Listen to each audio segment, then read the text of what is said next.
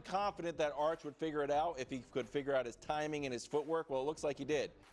Went to Sam Houston State 309, 3 touchdowns, ran for 2, and also taunted an opponent. Do you think Arch turned the corner here?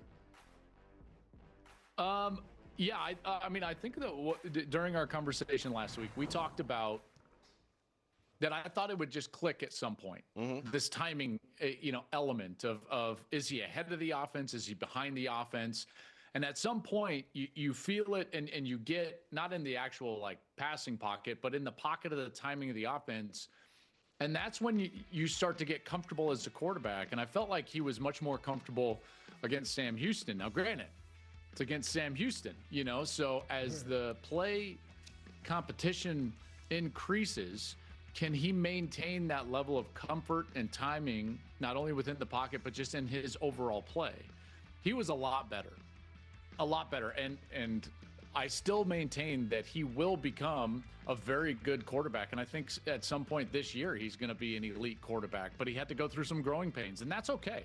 And I got all animated last week about like facing that and going through adversity and why that's good for a player. Let's just put it this way. I think Arch will be better because of these early struggles in the long run. And maybe the first step of that was the Sam Houston game last week. And so just one more follow-up there, because they're off this week, and then obviously just a massive 2-game stretch. I know Florida's lost 3 games. I think Florida's good, or at least, and certainly playing in the swamp. Like good in what sense? Like 1 and 3 good? No, well, listen, I think that Florida, despite their record, is certainly the best team Texas will have played since Ohio State. It's better than the 3 games since then. Sure. And I think that part of Arch's struggles in week 1. I'm giving you grief, and their defense is not bad, by the way. Well, like Florida's defense is not a bad defense. So that's my question. Like, how much will we learn with not only playing that defense, but again being in a crazy environment, being in the swamp in that game when we saw how tough Ohio State was in kind of an impossible spot. To me, and then that leads into the Red River Shootout. Yeah. So the first thing that I would do is, if I was Steve Sarkisian, I would make sure I would game plan an easy completion early from the pocket, an easy completion, because it's almost like a shooter seeing a free throw go in. You start to calm down and everything slows down for you. You're like, okay, I'm in the game and I'm in the rhythm of the game. I think that would really help, and I think it would help Sark. That doesn't mean that you have to get him on the move. A lot of times coaches will say, well, we're going to get him an easy throw and get him outside of the pocket on the move. See, I felt differently when I played, and a lot of guys that I talk to feel the same way. They want to feel the rhythm of the in-pocket passing game. Get me a completion. Scheme something up early in the game where I can be in rhythm and throw in the pocket, and now I've got the feel. So I would look for that early in that game against Florida, and I think that would help Arch out. He never got that opportunity against Ohio State, and because of that, he never really got comfortable until late in the game when they had to air it out to try to come back down a couple of scores. So game plan can certainly help it out. They also, I think that they need to start going back to the movement and motion that made this offense so dangerous when Steve Sarkisian was at Alabama in 2020 as the offensive coordinator. So before the year, let me go backwards before I go forwards. Before the year, I thought that Texas would make the shift just like Alabama did in 2019 with Tua. They were an RPO-based system with his quick hands and quick release, and all the RPOs were more over the middle of the field. And then with Mac Jones, he was a different style quarterback that they wanted to throw the ball down the field and use some of those RPOs, but outside of the numbers, and then use the motion and movement in order to get guys the matchups necessary, like Devontae Smith, to go for 1,000,000 yards in Ohio State in the national championship game. I think I want to see more out of that movement and motion, the deception, and putting conflict on the defender's eyes from the game plan. And I think Steve and the offensive staff can help him do that as the competition rises, because Florida's a very good defense, and that environment's going to be hard, even though South Florida took care of that just fine. And then, Red River is going to be difficult. It becomes much easier without John Mateer. If you haven't heard John Mateer, the quarterback for Oklahoma, broke his hand, he will be out. But OU's defense is good. They just sacked Jackson Arnold in Auburn 10 times. So all of those things from a game plan, being comfortable, getting in rhythm. I think all of that should be on the table. So Mateer is out. How do you think that affects the Heisman odds now? He's still, let's see where he is. Well, he fell totally out. Yeah, he's out because you can't make the club in the tub, and you certainly can't join Club Heisman in the tub. So. So it's Mendoza's there, number one now, Moore 2, Carson Beck at 3. Who do you like here? Well, Dante Moore's got a great chance this weekend. And so I've always thought that you need performances, yes, but you need stages. So you need the right performance on the right stage. Well, Dante Moore's going to have that opportunity on Saturday as they go into the whiteout and face Penn State. So that'll be interesting. Mendoza still has some big games. Beck, obviously, Florida State in a couple of weeks. Stockton against Alabama this week. Joey Aguilar, unfortunately, unless Tennessee is just better than Georgia or beats Georgia down the line in an SEC championship game, he will have lost the head-to-head to Stockton. And then the sleeper on that list is Jeremiah Smith, because if he continues to just go out and have 100-yard game after 100-yard game, it'll be tough to keep him out of New York. Another guy that I would just throw up there, Jaden Mayava at USC is playing incredible football right now. And if they're as good as I think they are, and they continue to rise up the rankings and play big, meaningful games, maybe beat Michigan, maybe beat Notre Dame, Jaden Mayava will be on that list as well. Or you mentioned some of the big games USC has coming up. What about, this week in Illinois? Are they on upset alert? You know, it's hard because Illinois just got beat by Indiana so handily, 63-10. And part of that was that their secondary was decimated in the second half. In fact, they didn't have a starter on the field in the secondary in the second half. He had a concussion protocol, a couple of ankles, a targeting call from the first half.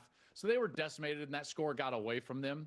They're certainly a better team than a 63-10 outcome on the road last week against Indiana.